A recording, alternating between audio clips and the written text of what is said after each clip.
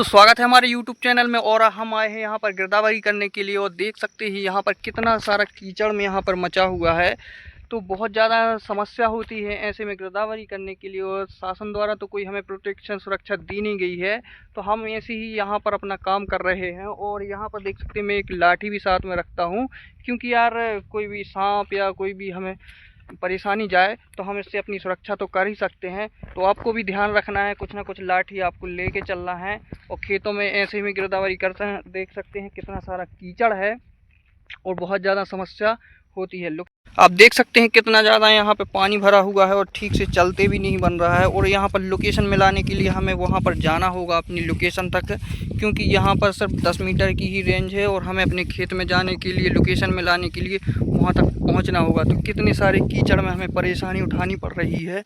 आप खुद एक सर्वेयर होंगे तो आप यहाँ पर आपको भी इस समस्या का सामना करना पड़ रहा होगा। सुरक्षा के नाम पर हमारे पास कुछ भी सुरक्षा कवच नहीं है, ना ही इंश्योरेंस है, ना ही सरकार द्वारा दिए गए सेफ्टी शूज। यहाँ पर देख सकते ही ऐसे कीचड़ में चलते भी नहीं बन रहा है, फिर भी हमें अपना काम करना पड़ रहा है। यहाँ पर मुझे कल ही एक सांप भी मिला था, जिसको आप देख सकते हैं कितना बड़ा सांप है। यहाँ पर मैंने इसका भी रिकॉर्ड किया हुआ था। देख सकते हैं दोस्तों, इतने जहरीले जीव जंतु फिर रहे हैं यहाँ पर। और अचानक से इन पर पाँव पड़ जाता है धोखाधड़ी में, क्योंकि हमारी तो मोबाइल स्क्रीन पर ही नज़र रहती है। नीचे पड़ जाए तो यहाँ पर बचाने वाला भी कोई नहीं है। जीव जंतु इतने जहरीले हैं कि खेतों में ही मरे पड़े रहेंगे, किसी को पता भी नहीं चलेगा, मदद करने भी कोई नहीं आएगा।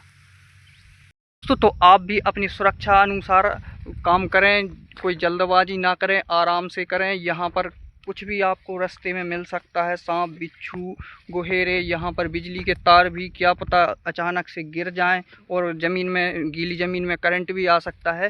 तो सुरक्षा के साथ काम करें, क्योंकि सिर्फ मिल रहा है हमें 8 रुपये खसरे के हिसाब से, और मुसीबत हम ले रहे हैं, अपनी जान जोखिम डाल के काम कर रहे हैं। तो आपको सुरक्षा का विशेष ध्यान रखना है। 45 दिन का समय है, उसमें भी डेट बढ़ जाती है, इसलिए कोई जल्दबाजी ना करें, आराम से करें।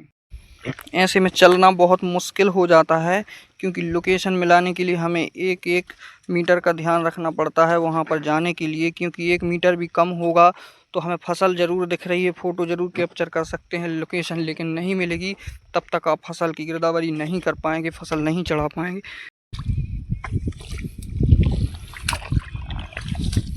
देख सकते हैं दोस्तों, यहाँ पर शूज है, जूते हैं जो हाथ में लेके चलना पड़ रहा है। पाँव इतनी ज़्यादा ज़मीन में धंस रहे हैं। यहाँ पर प्लाऊ वाला खेत है, पूरी ज़मीन में इस प्रकार से चलना पड़ रहा है।